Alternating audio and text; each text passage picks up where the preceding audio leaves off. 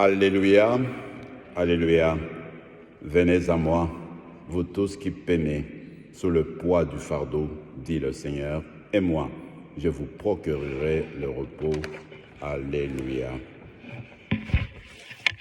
Le Seigneur soit avec vous. Évangile de Jésus-Christ selon saint Luc. En ce jour-là, les publicains et les pécheurs venaient tous à Jésus pour l'écouter. Les pharisiens et les scribes récriminaient contre lui. Cet homme fait bon accueil aux pécheurs et il mange avec eux. Alors Jésus leur dit cette parabole. Si l'un de vous a 100 brebis et qu'il en perde une, n'abandonne-t-il pas les 99 autres dans le désert pour aller chercher celle qui est perdue jusqu'à ce qu'il la retrouve? Quand il l'a retrouvée, il la prend sur les épaules, tout joyeux, et de retour chez lui, il rassemble ses amis et ses voisins pour leur dire « Réjouissez-vous avec moi, car j'ai retrouvé ma brebis, celle qui était perdue. » Je vous le dis, c'est ainsi qu'il y aura de la joie dans le ciel pour un seul pécheur qui se convertit plus que pour 99 justes qui n'ont pas besoin de conversion. Ou encore, si une femme a 10 pièces d'argent et qu'elle en perd une, ne va-t-elle pas allumer une lampe, balayer la maison et chercher avec soin jusqu'à ce qu'elle la retrouve? Quand elle l'a retrouvée, elle rassemble ses amis et ses voisins pour leur dire « Réjouissez-vous avec moi, car j'ai retrouvé la pièce d'argent que j'avais perdue. » Ainsi, je vous le dis, il y a de la joie devant les anges de Dieu pour un seul pécheur qui se convertit. Acclamons la parole de Dieu.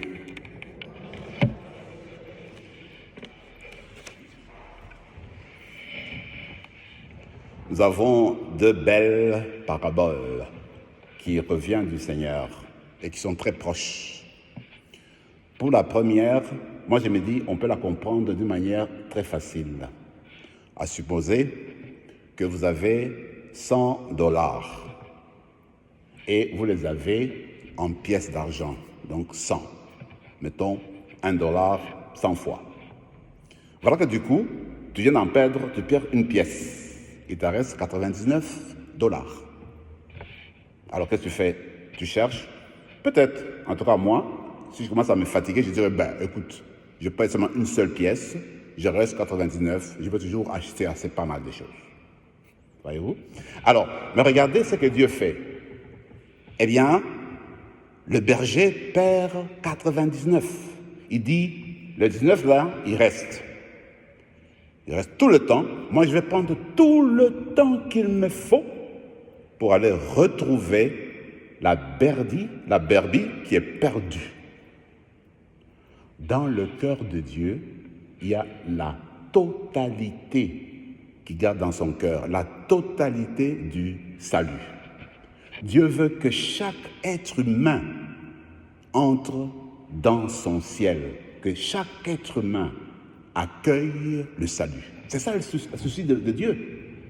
Il veut que les gens vivent. Il veut tout, que tout soit la totalité. Et il travaille pour ça.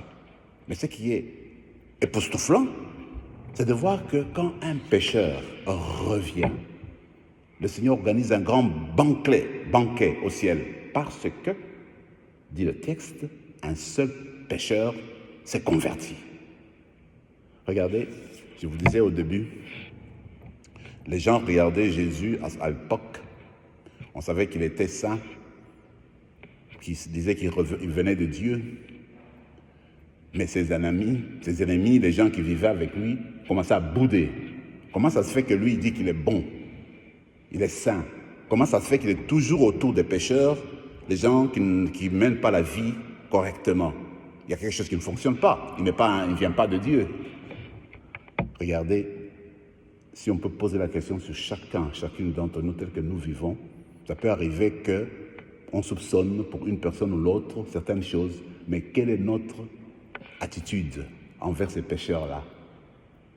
Peut-être on fait comme Jésus, on dit, comme les pharisiens, on dit, on laisse de côté, ce sont des pécheurs là. Nous là, nous sommes des gens meilleurs.